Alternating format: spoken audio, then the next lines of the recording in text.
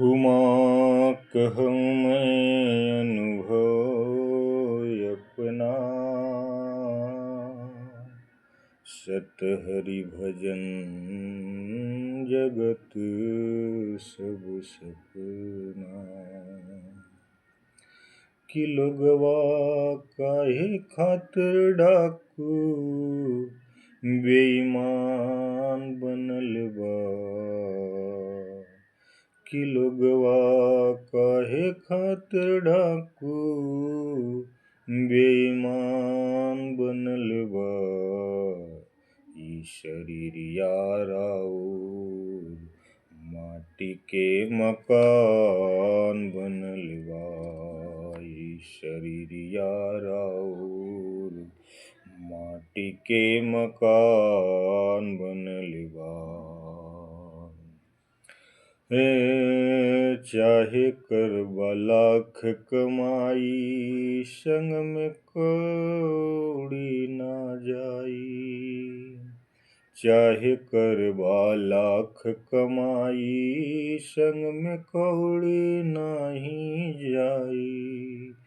कि तुहका जाए खातिर बांस के विमान बनल बा। ई शरीरिया राउर माटी के मकान बनल बा। ई शरीरिया रे सुंदर कोठा महल अटारी, संग में नारी प्राण प्यारी। सुंदर कोठा महल अटारी, संग में नारी प्राण प्यारी।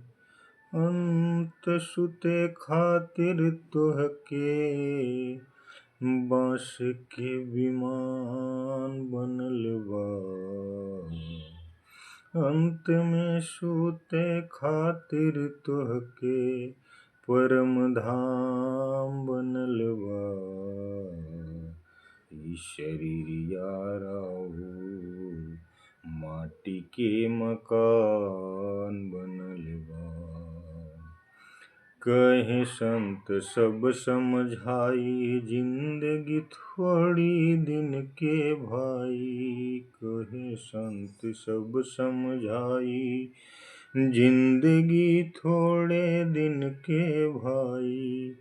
तन पे कफन ओढ़ जाए के विधान बनल बा।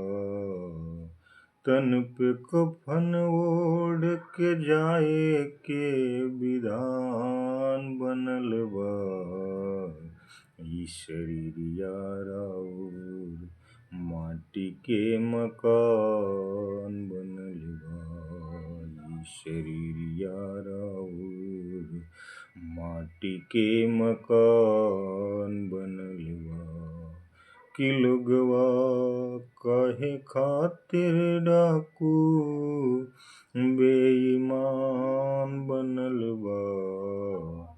ई शरीरिया राउर माटी के मकान बनल बा। साथ संगत जी प्यार से कहना, नमस्कार।